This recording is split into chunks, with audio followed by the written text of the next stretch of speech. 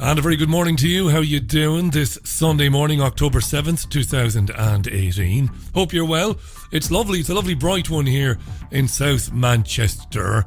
I've been observing the tweets. I've received quite a few tweets this morning with photographs of apparent chemtrailing. And yes, I take those on board. But where I am, it seems to be pretty normal. Good morning. Hope you've had a good weekend. I've had a lovely weekend, a busy one, but a lovely one. This is Sunday View. Between now and midday, I'm going to look at the front pages of the Sunday newspapers here in the UK, but also at some of the stories inside, some interesting things in the papers today. I look forward to your comments as well. As usual, you can tweet at Richie Allen Show on Twitter. That's my Twitter handle. There's something you'd like to mention, maybe something I've overlooked. Tweet me now.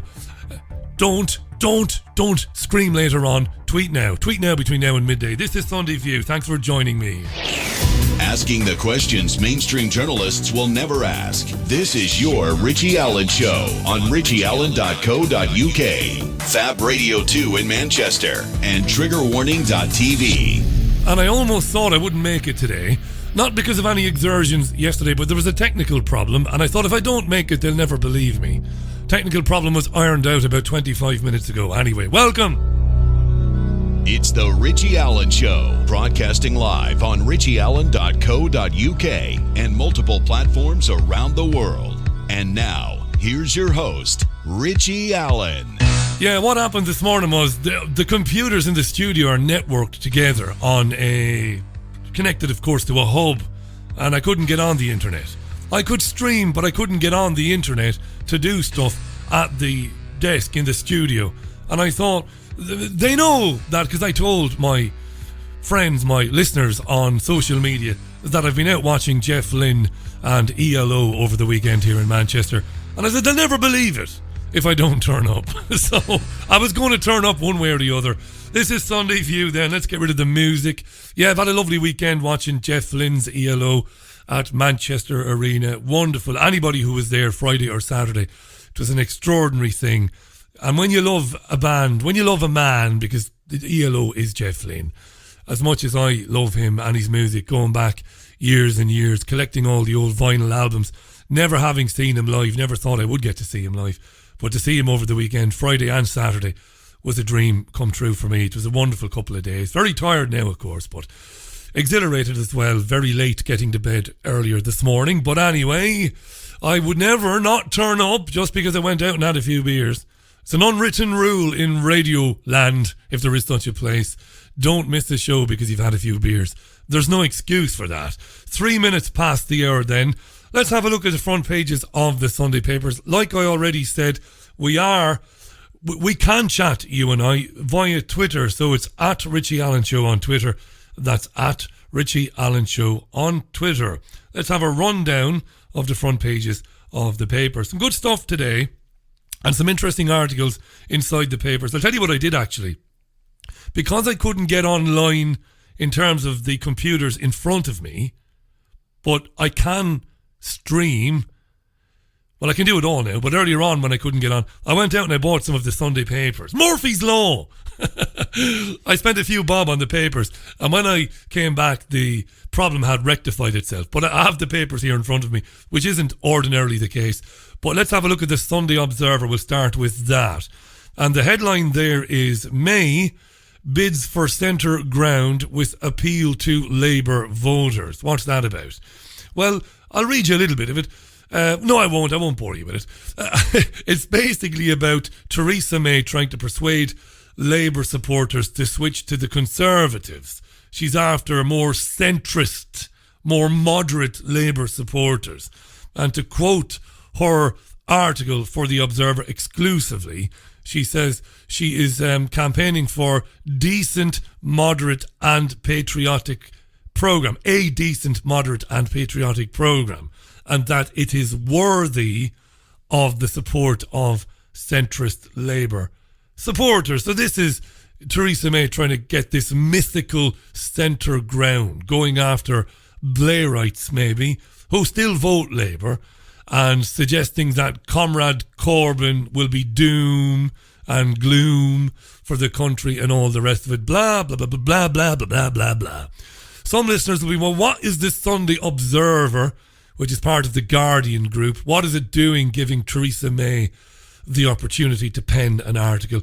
It's an attempt to say that we might be a left-wing newspaper, but we are very balanced. Look, we gave Theresa May an article. Right. Now, forget about that nonsense. Also on the front page of the Sunday Observer is an interesting article.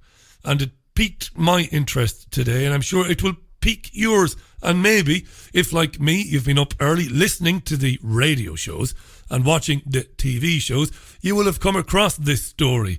Prepare to be annoyed, my friend. Prepare to be annoyed. The headline, well, you've just heard the Sunday Observer headline, but also on the front page is this story. UK's musical stars rail against botched Brexit. What could that mean? UK's musical stars rail against botched Brexit. Now, this is a laugh. Some of the country's most celebrated composers, producers and performers have joined together to issue a stark warning that the vast voice of the music industry will be silenced inside a self-built cultural jail. Wow. If Britain crashes out of the European Union. Wait for this, dear listener. Prepare to be triggered. An angry open letter to the Prime Minister drafted by Bob Geldof claims that a botched Brexit will wreak havoc and seriously damage a creative sector worth an estimated £4.4 billion a year. Its signatories include Damon Albarn, Jarvis Cocker, Brian Eno, John Elliott Gardner, Bobby Gillespie, Howard Goodall, we'll hear from that dickhead in a minute, Johnny Marr, Nick Mason, Alan McGee, Rita Ora, William Orbit, Simon Rattle, Ed Sheeran, dickhead, Paul Simon. What the fuck? I went to see Paul Simon with Jean Ann Crowley, the great, wonderful friend of mine and Caroline's only, back in, when was it? Was it July? I can't remember now. Was it July? It was. I wish I could take it back now. Neil Tennant, Roger Taylor and Sting. Fuck off, Sting, will you? Are you still around whinging? He obviously is. Geldof circulated the letter to his contacts, a roll call of Britain's rock and classical establishment.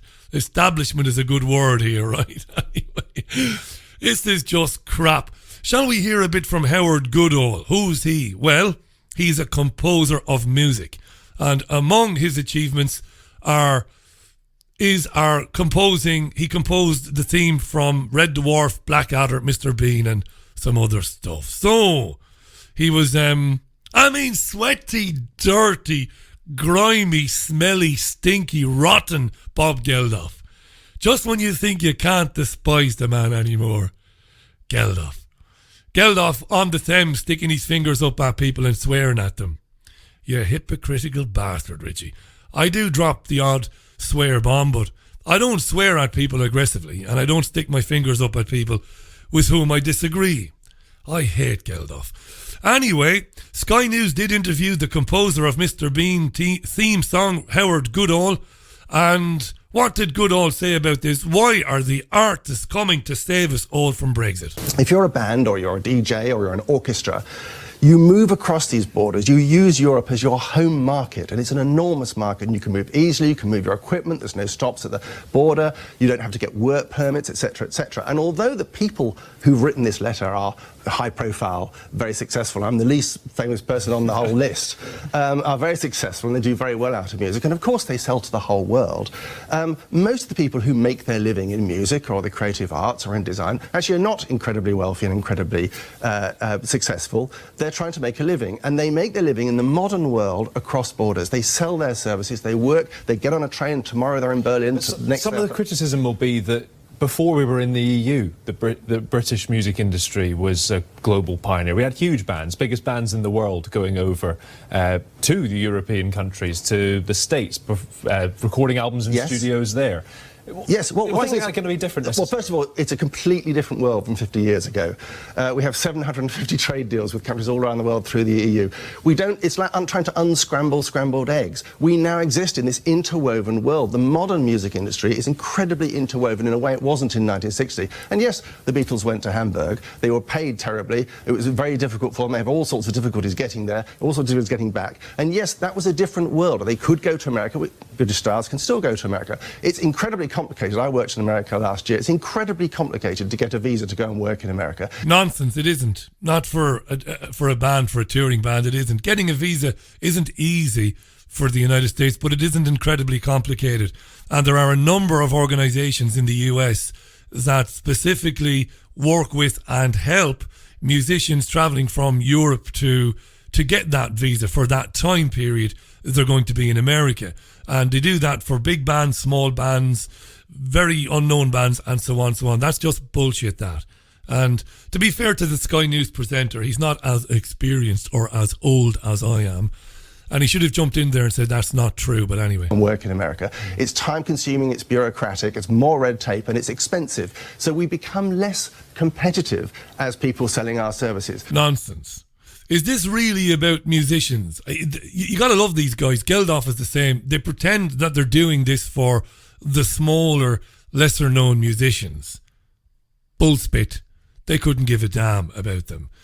It's more about sabotaging Brexit. And Goodall gives the game away in this next clip because a couple of minutes after what he just said, he then said this. It's all about not respecting or acknowledging the result of the June 2016 vote. Goodall again. Howard Goodall, composer. And just to be clear where you're coming from here, if there is a deal that enables the freedom of movement that the music industry would like to see, and no such deal is on the table. If there is, though, are you happy for Brexit to happen? Because people will look at this letter and say they just don't want Brexit to happen. And as you've said, it's a lot of famous people that have the kind of money that Brexit isn't going to affect. But our industry is the same for many, many industries. The modern world is. We benefit from the single market enormously. And yes, you know, musicians sound like they're a luxury thing in our world. In fact, they're not. To our country, it's a really important export. It's a big earner for us. It's really important to us. It won't affect multimillionaires like Goodall at all. They couldn't give a damn about travelling musicians. What has Bob Geldof or Bono ever done for aspiring musicians? In reality, you can point to one or two things, but you have a couple of token gestures here and there over the years, the setting up of an independent label maybe, which doesn't last very long and is abandoned by these superstar musicians. They don't give a damn about anybody. Most of them domicile their businesses in tax haven countries around the world, as Bono does, for example. They are lousy bastards, these people. They are gazillionaires and couldn't give an arse about those musicians whom are not as famous, but in many cases are far superior to them.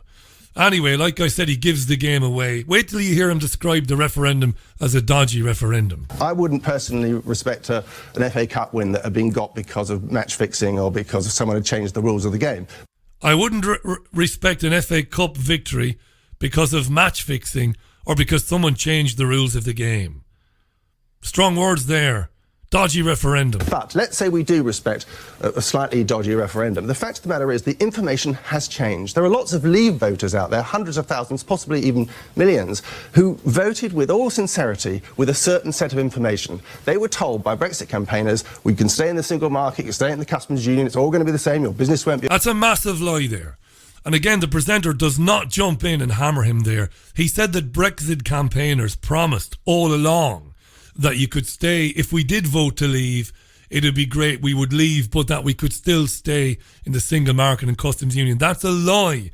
And I'm not going to waste your time, dear listener, by playing that clip again that I've played 1,000 times of Cameron, of George Osborne, who were Remain voters, by the way, but the Brexiteers like Boris Johnson, Nigel Farage, David Davis, they specifically said a vote to leave means leaving the customs union and means leaving the single market. This guy's a liar, this composer, and I'm going to call him a liar. And the presenter should have stopped him right there and said there was no ambiguity. When they campaigned, they did say out means out. They specifically said you've got to leave the single market and the customs union to free yourself up as an independent country to do deals where you want to do them. This is shamefaced lying by an establishment composer, and a Sky News presenter is too weak to stop him in his tracks. Won't be affected. That has turned out not to be true. And we now know with new information this is going to negatively affect so many industries, it's also the case, ours. Though, that the polling shows that the opinions haven't shifted that much. Well, then Brexiteers shouldn't be scared of another vote. Just to be sure this is what you want. Oh, just to be sure that this is what you want. How many more times, though, would you do that? Let's have another vote just to be sure that we really want to leave. And supposing by some miracle, and I say by some miracle because I believe that people are so disheartened and disenfranchised that even those who voted to leave probably might not turn out in so many numbers again.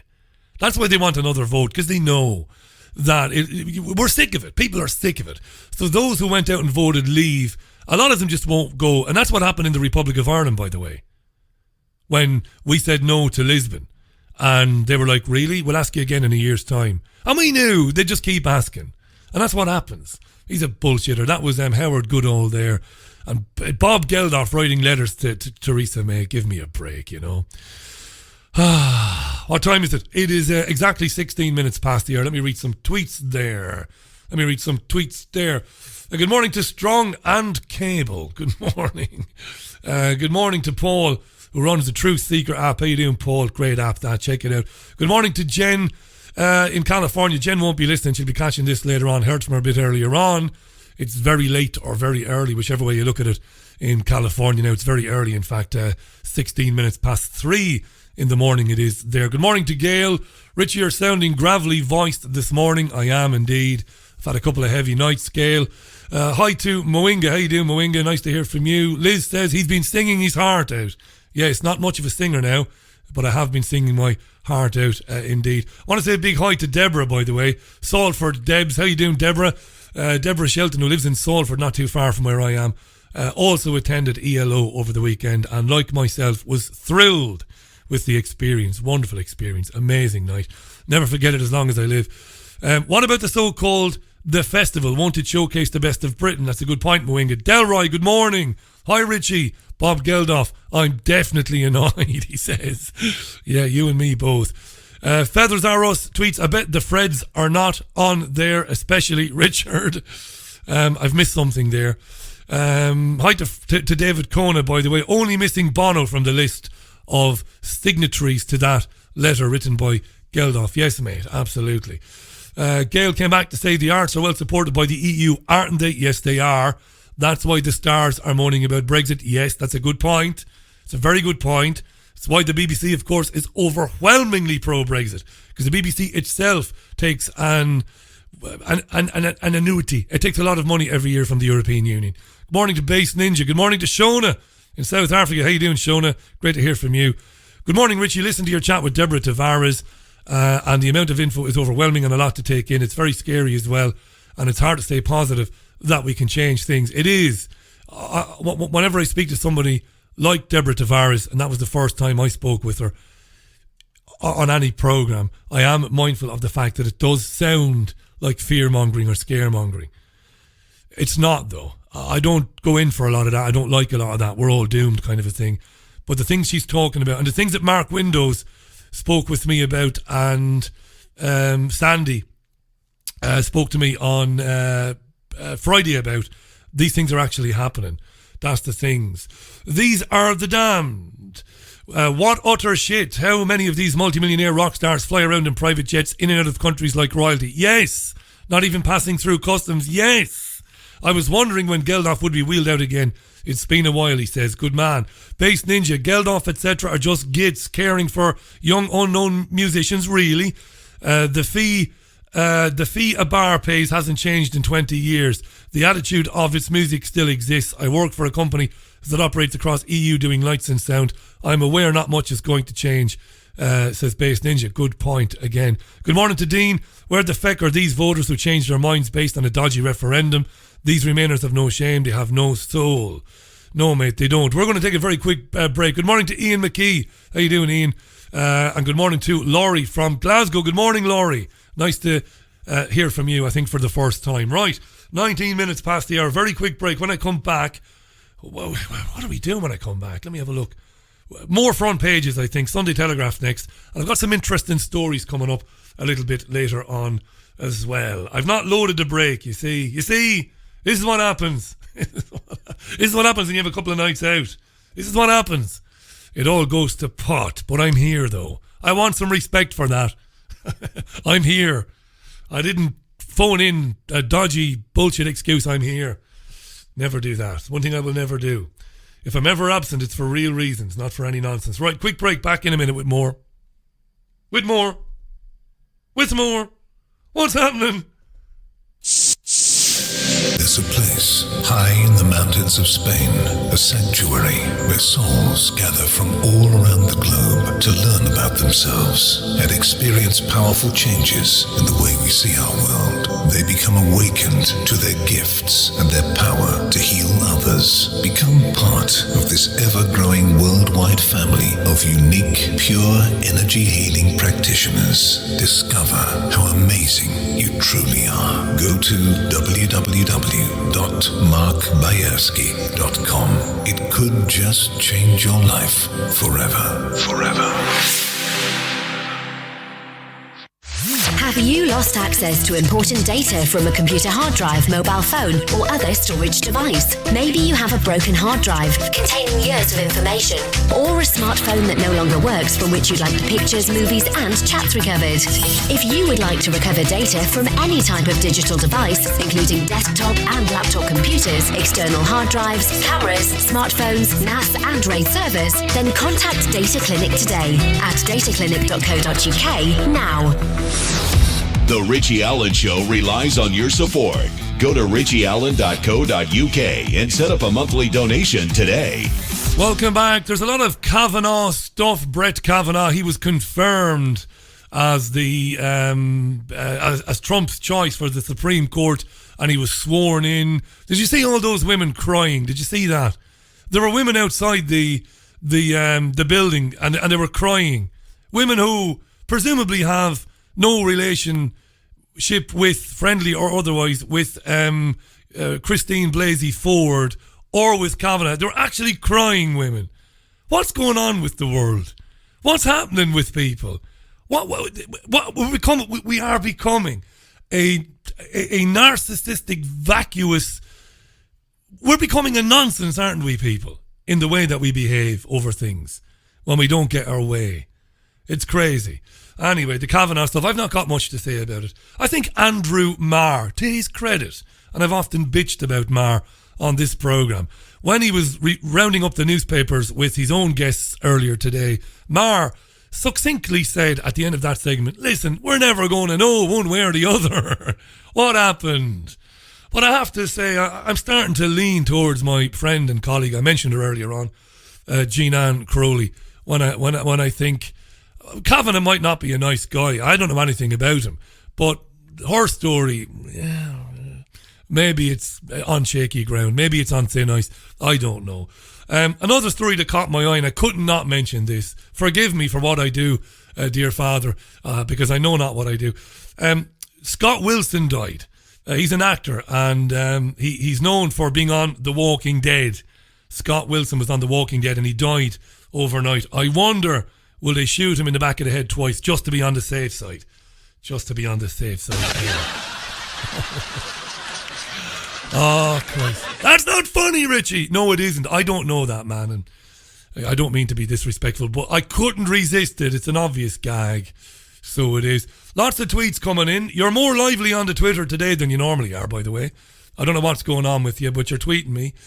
Good morning, Jean-Anne. Speaking of Jean-Anne, I mentioned Jean-Anne earlier on. I wonder what Jean-Anne thinks of Paul Simon signing this letter with Bob Smelly Sweaty L. Bollock Geldof, demanding that Brexit be revisited because the artists are upset. And we loved Paul Simon. I wish we could go to the gig. Paul Simon, 24 minutes past the hour. This is Sunday View, and we're way behind now, so we are. Sunday Telegraph, Brexiteers offer olive branch over ports. Now this is contentious, and there are some supporters of Brexit who this morning are beginning to think that Jacob Rees-Mogg is a bit of a turncoat. Why? Because according to the Telegraph, leading Brexiteers, including Mogg, have backed a package of concessions to help unlock a Canada-style trade deal with Brussels.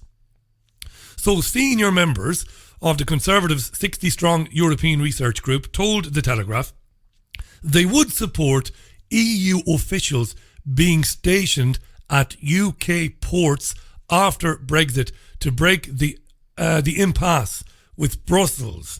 The MPs, including Ian Duncan-Smith and Jacob Rees-Mogg, suggest they would support the government enforcing EU rules on goods exported to the EU by firms in the UK. Now, I'm not going to get too deep into that, right? But there are those who followed this more closely this morning than me. Now, remember, I am horribly hungover, and I've only had about 4 hours sleep. I only get that anyway. But I've not had time to look into what they're proposing. But it looks like they're trying to meet Theresa May somewhere in the middle. But by doing that, they would be basically giving the European Union, they would be basically giving them jurisdiction of sorts over UK ports. That's what I'm taking from it. But I'll be able to get into this more deeply tomorrow. So has Jacob Rees-Mogg, Ian Duncan-Smith and some of the other Brexiteers, have they turned... Have they flip-flopped? Are they given away to the European Union? They probably are, and nobody should be surprised by that. We'll catch up with that story, I think, tomorrow, because that's going to run and run and run, as they say. Right, Michelle Barnier has been talking about this today as well. Right, now, also on the front page of the Telegraph, and this is very interesting, cannabis oil available on prescription within a month. Now, keep that in mind, because I'm going to talk about that later on. There's a very interesting story in the Sunday Times about the actress Leah Bracknell, who's battling cancer. UK listeners and Irish listeners will remember Leah Bracknell. She's still alive, thank God. Good actress. She was in Emmerdale for many years, but she's also done other stuff as well. And she's had lung cancer, despite never being a smoker. That always creeps me out, that. Because I've never smoked in my life. I've never tried it. Never even tried it. So repulsed am I by the idea of it. But she never smoked, has lung cancer, and she's been taking cannabis oil. So I want to come back to that in a minute, because there's a couple of contradictory stories in the news today. One saying cannabis oil will be available real soon. Another one saying it won't be. So we'll get to that a bit later on. The Sunday Times, UK war games cyber attack on Moscow. What's this all about? It's basically that British troops are taking part in a military exercise, and it's supposed to be the biggest one forever, including wargaming a cyber strike against Moscow if Putin launches a military attack on the West. Now, Vladimir Putin is never going to attack the West. There's never going to be missiles in the air from command centres in Russia aimed at the UK or France or anywhere else. It's never going to happen. Don't believe it for a minute. Don't believe the fearmongers. The Russians are never going to attack using ICBMs with a nuclear payload or anything. They're never going to do it. This is crap. But it's in the Sunday Times. It's on the front page. Now, Sophie Ridge, dear listener of Sky News, sat down earlier this morning with Richard Dearlove. Who's he, you ask? He's the former head of MI6.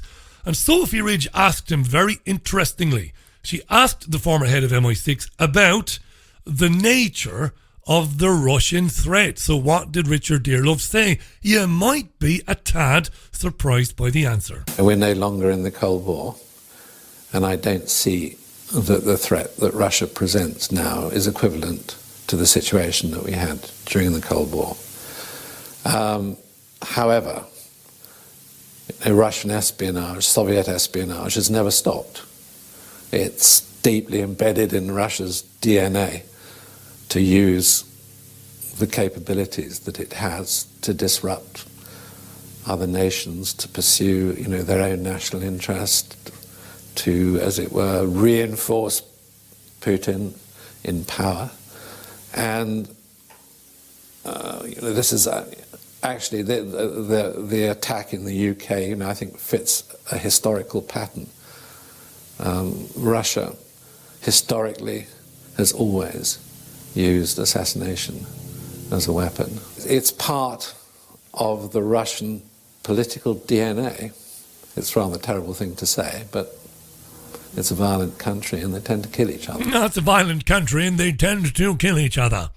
It's not as bad as the Cold War. He told a bit of truth there at the beginning. He dropped a couple of truth bombs.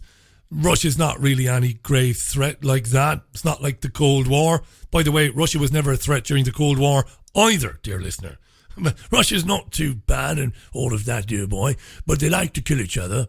And one of the things they like to do is they like to use assassination as a political weapon. Yeah, and do you know Richard Dearlove has killed more people than you've had hot dinners? That's the beauty of the media today. Richard Dearlove is on Sky News. And he's talking about political assassinations and how the Russians like them. And Sophie Ridge, if she had a bollock, if she had an ovary, would have said, but Richard, come on, I know you're no longer the head of MI6, but you've probably killed more people this morning, than we have viewers, or at least your former organisation has.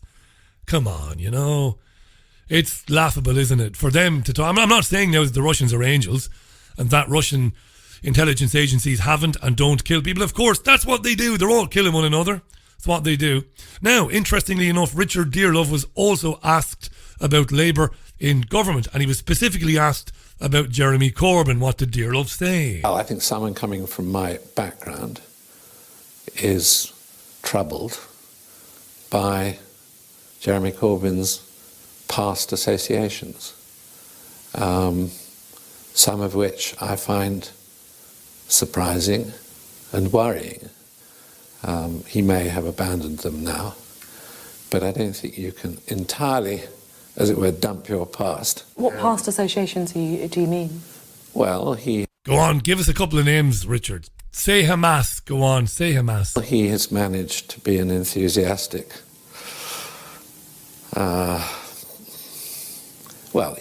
he's enthusiastically associated himself with groups and interests which I would not say were the friends of the British nation. There is a real possibility that he could be the next... No, Sophie, don't say there's a possibility he could be the Prime Minister. Ask him about his own associations. Sophie, go on. He was responsible for the murder of over 1 million Iraqis and the displacement of millions more. Sophie, please, you're a woman, have some fucking courage. Say to him, you're having a go at Corbyn because he met with Hugo Chavez and because he likes some of the Palestinian, the oppressed people, and he met with Hamas and all of that. But Richard, come on, the Chilcot report, Richard, identified you as one of the chief architects of one of the greatest mass murders in history. Sophie, I'd love to wake up one morning. I swear to God, as sure as you are listening to me today, dear listener, as sure as I am here, if one of these presenters in the near future does their job and asks such a question, I swear I'll stop. I'll give up. There won't be any need for me then, or anybody else that does this type of programme. If she just says to them, come on, are you not haunted, Richard? When you close your eyes at night, man, do you not hear the screams? Do you not get a shiver down your spine when you go to the toilet, man, and you're having a piss and you've not turned the lights on the landing and you think there's something behind me? There is. There is the spirits of millions of people that you blew to fucking smithereens because you sexed up a dossier on the weapons of mass destruction. You got David Kelly killed. You probably signed the order to kill David Kelly, probably. Now that's libelous. That's libel if ever there was. Let me just retract that in case the lawyers are listening. I don't know anything about any of that. But I know that either MI5 or MI6 or both of them killed David Kelly because Kelly was basically blowing the lid on the whole web of lies. Just once, I'd love a presenter to just say, come on, pal, Be the next Prime Minister. I mean, could you see a scenario when the security services are effectively withholding information from him? Would you withhold information from Jeremy Corbyn if he became Prime Minister? Well, he's obviously going to lie, right? Mm-hmm. No. And if he becomes Prime Minister, he becomes Prime Minister. That'll be the democratic decision of the British people. And in that position, Certainly not. I mean, you have to treat him as Prime Minister. So I wouldn't, as it were, I'm expressing concerns about him and his political past, which I think are pretty extensively shared by I've got plenty of concerns about you, Richard, dear boy. Now, fair enough, a few minutes after Dearlove got off stinking up the Sky studio, John McDonnell was on. Now, John is Corbyn's best mate, and he's the Shadow Chancellor of the Exchequer. It's not beyond the bounds of possibility that in a few months' time, John McDonnell will be the Chancellor. All right? All right. So McDonnell was on, and Sophie Ridge asked McDonnell for a comment on what Dearlove said about his best pal. This is playground journalism. It's brilliant. Hey, John, do you hear what he said about Jeremy? What do you think? Anyway, have a listen to the exchange. Well, I'm not surprised. Look, this is a reactionary member of the establishment, so I don't think he'd welcome a Labour government of any sort, to be frank, and I'm disappointed with him, but there you are. Can I just say to him directly, I think he should spend his retirement in quiet contemplation of the role that he played with regard to the Iraq war, where over 500,000 people at least were killed. He was strongly criticised as the head of an organisation whose intelligence took us into that war. So I think he should have a bit of humility about the judgments he makes about individuals and others in the future. OK, some very strong words from you there, Mr McDonnell. Now, I want to move on to... Well, they were strong words. They were strong words from him, with the greatest respect. And if you look at the Chilcot inquiry, his organisation was strongly criticised for its role, and he was the head of that, and it had severe consequences, which we're even living with now. So I think he should spend his retirement with a bit of humility, quite honestly. Good stuff. I thought McDonnell was good there. He could have went over the top, which I would have done, and that's why I'm an idiot, and I speak without thinking. I would have said to her, when she asked the first question, did you hear what the former head of MI6 said about Jeremy? I would have said, Sophie, before speaking to me, did you have a shower in the break there, did you? Did you, love? Did you have to have a shower after speaking to that dirtbag? Because that's why I'm no good. I've not got a diplomatic bone in my body. I would have said, you must have scrubbed up there after speaking to him, love, that dirty bastard. Millions of people dead because of him. Millions. And you know, it's such an amazing thing. We've been so desensitised to it, to violence, and to even desensitised to the idea of mass casualties. And people just don't care. Ridge, the journalist, just doesn't care that she's sitting next to a mass murderer. She might as well have been sitting next to Ian Brady or Jeffrey Dahmer. Honest to God, like, that's not unfair, you know? This guy was happy to tell lies, knowing that millions of people were going to be killed because of those lies. You know, anyway. Here's an interesting question he was asked. Dearlove was asked. Sophie Ridge suggested to Dearlove that Labour stalwarts feel that the intelligence agencies are actually working to undermine Corbyn. In other words, there is a intelligence community briefing or plan to sabotage Labour. What did he say to that? Let's hear him. That's rubbish. Rubbish. I mean, I think, every government has been loyally served by the British security and intelligence community, and I imagine that every future government would be loyally served. So I absolutely do not agree with that. And I don't particularly like this concept of the deep state and somehow that some sinister power. I mean, it's just sort of conspiratorial thinking, which I think is inappropriate in a political context. Conspiratorial thinking is inappropriate in the political context, he said. Of course, MI5, now he's MI6, former MI6, of course they work to undermine those they deem to be a threat to the state. David Shaler blew the whistle on this many years ago, didn't he, when he was working for MI5, that they were keeping files on and dirt on left-wing socialists, not this cultural Marxist progressive bullshitters today, but real socialists, real trade unionists. They were keeping files on them and trying to gather dirt on them in the way that many moons ago J. Edgar Hoover did against the Kennedys and others. That's what they did. So to say that it's conspiratorial and all of that, it's a bit of a laugh, really. Of course we don't, it's rubbish. Oh, God, Sophie. Anyway, Richard, dear love, it's 20 minutes to the top of the hour. We're going to take a completely 180-degree turn. We're going to take a left turn here. I'm going to take a very quick break. When we come back, we're going to talk briefly about teaching same-sex marriage in schools. We're going to talk about cannabis oil, which I mentioned earlier on. And we're going to talk about media plurality. What does that mean? But before we do that, I better read a few tweets because I'm getting behind with them. Good morning to Stephen Guinness. How you doing, Stephen? Personally, I hope these musicians do lose their voice as a result of Brexit and save us from the unending shite they produce. Great comment, mate.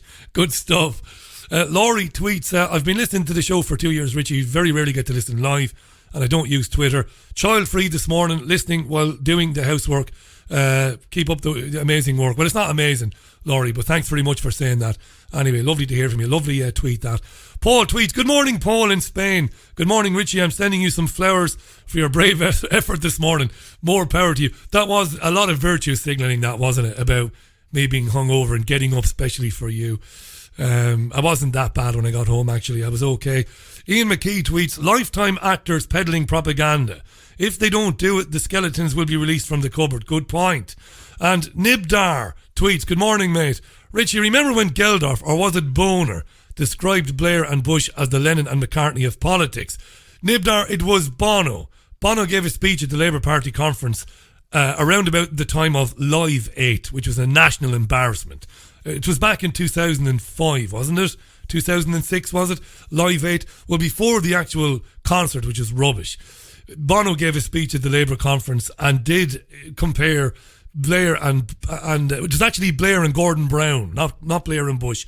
He said that Blair and Brown were the Lennon and McCartney of politics. Yeah, Bono stood there alongside two mass murderers and said that. I'll take Sir Bob's Brexit beseechments with the disdain worthy of the previous announcements by him, says Nibdar. Cheers for that, mate. Morning to Tommy B. There's too many tweets coming. I can't cope, folks. Give over. Good morning to Natasha in Liverpool. Top of the morning to you, Richie from sunny Liverpool. Had me in stitches already and brightened my day. I've no idea what you were laughing at, Natalie. None of this is funny, but thanks very much for saying that anyway. I know what you're getting at. And there's Jen has stayed up in California. Good morning, Jen. I'm listening, Richie, says Jen. Stayed up just for you and the Sunday View. Much respect. Jen, thanks very much, but the truth is, having travelled for hours and hours and hours, you're too exhilarated to sleep. But I appreciate that anyway. Give your best to Shirley, your mum, as well. There. Thanks, Jen. Nice to hear from you. And hi to Penelope and to Zach as well. Right. I'm going to take that break. When I come back, we'll talk a little bit about schools. And this is going to trigger people who think that I focus too much on matters of sexual orientation and gender politics. But again, you might be surprised with the way we talk about this today. There's an interesting story on page 4 of the Sunday Times. We'll come to that in a minute after a very short break. Sunday View. Have you lost access to important data from a computer hard drive, mobile phone, or other storage device? Maybe you have a broken hard drive containing years of information, or a smartphone that no longer works from which you'd like the pictures, movies, and chats recovered. If you would like to recover data from any type of digital device, including desktop and laptop computers, external hard drives, cameras, smartphones, NAS, and RAID servers, then contact Data Clinic today at dataclinic.co.uk now. There's a place high in the mountains of Spain, a sanctuary where souls gather from all around the globe to learn about themselves and experience powerful changes in the way we see our world. They become awakened to their gifts and their power to heal others. Become part of this ever-growing worldwide family of unique, pure energy healing practitioners. Discover how amazing you truly are. Go to www.markbayerski.com. It could just change your life forever. Forever.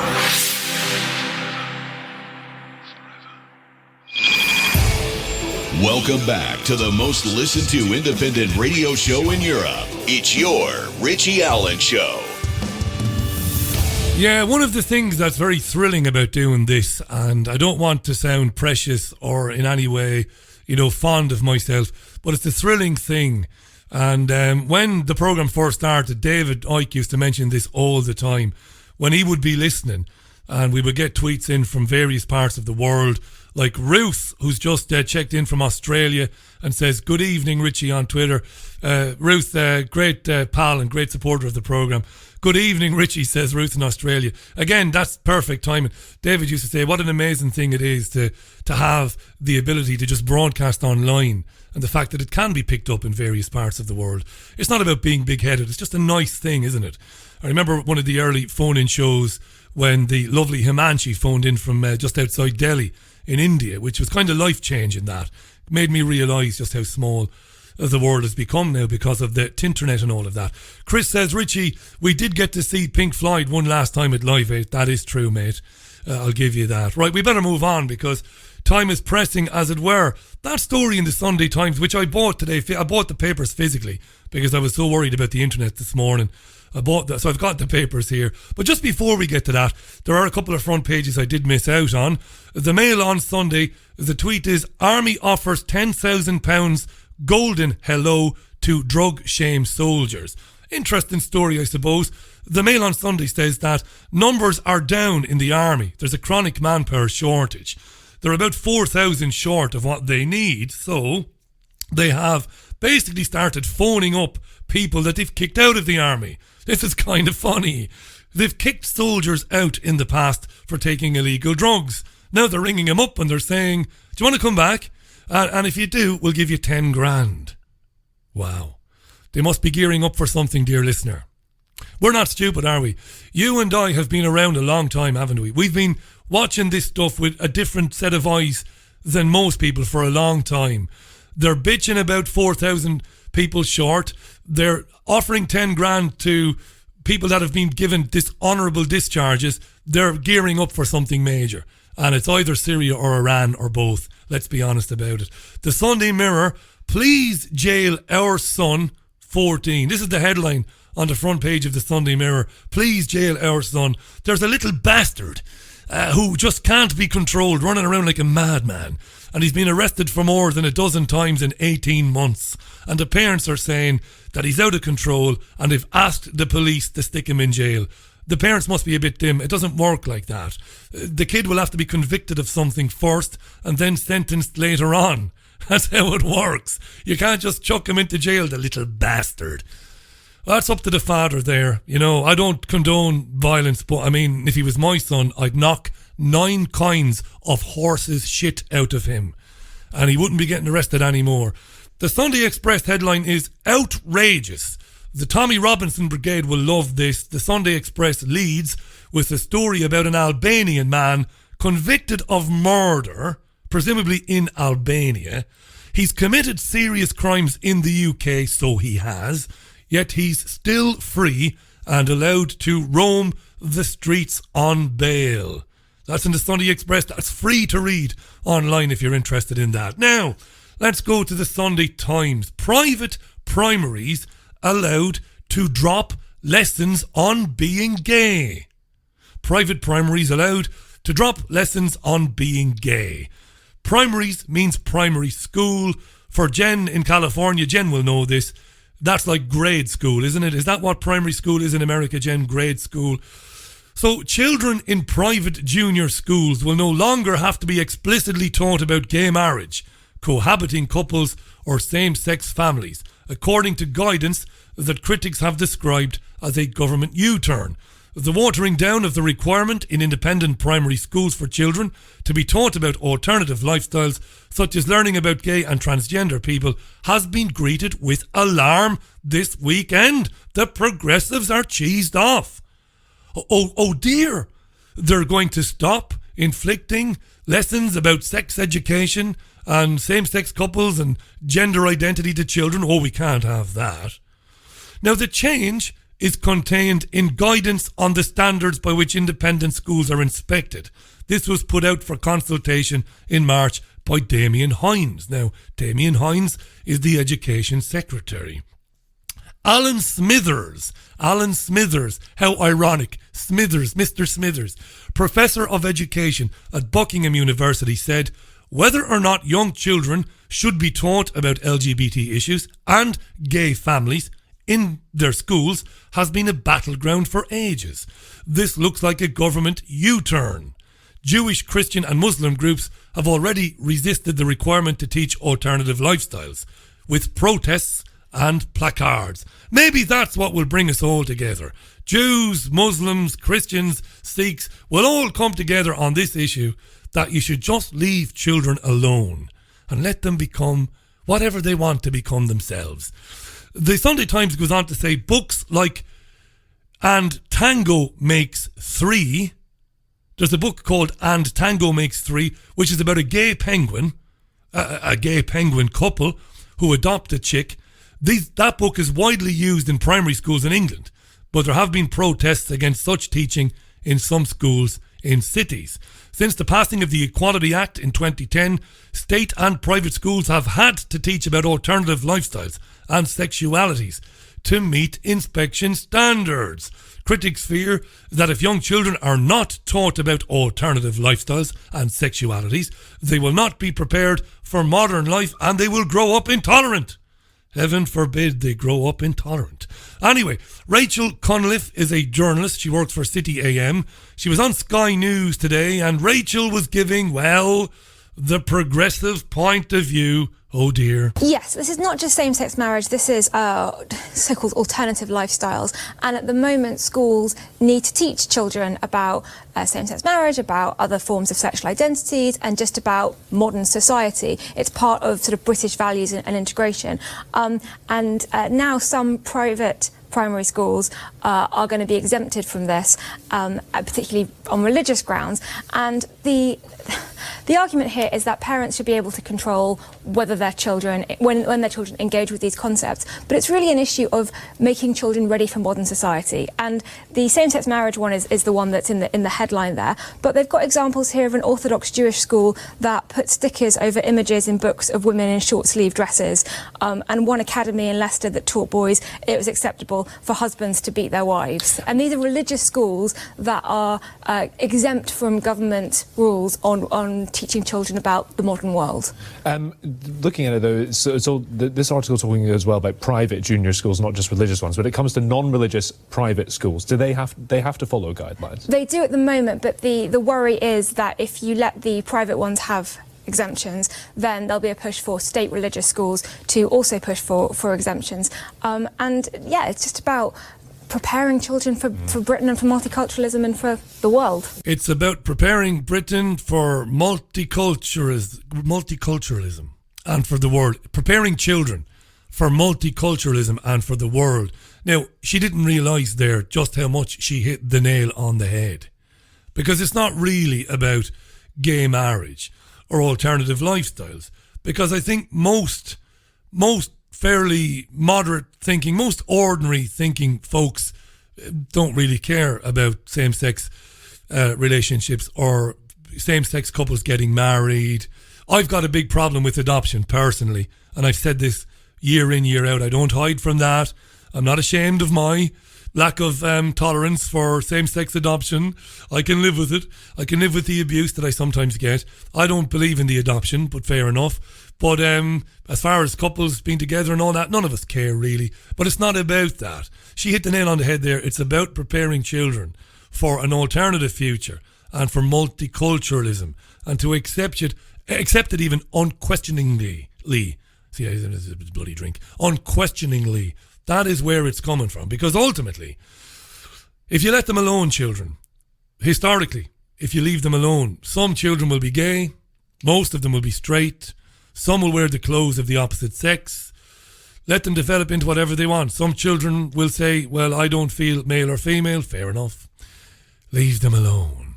It's interesting that this story is breaking today. There'll be a lot about this in the news next week. I'm sure there will be debates on the LGBTQ++ ABCD. Some of them will go absolutely bananas over this and insist that these schools must teach in primary school the book about the gay penguin couple and them adopting and all of that, because they will say that it's all about tolerance and inclusiveness and all of that, but it isn't. What's wrong with having an opinion that differs? What's wrong with saying, well, I don't agree with gay adoption?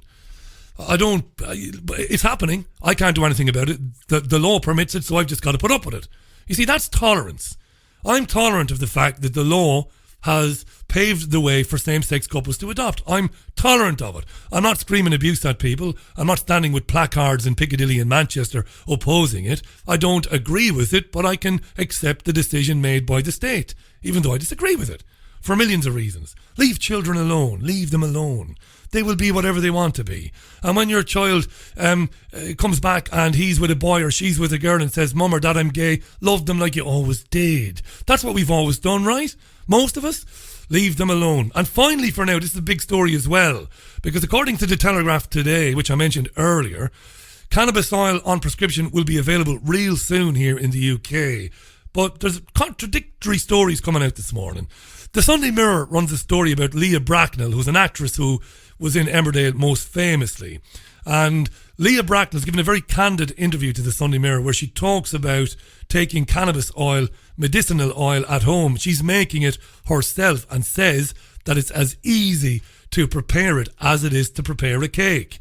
Wouldn't do me any good because I don't know anything about making cakes, but fair enough. If making a cake is easy, this is easy too.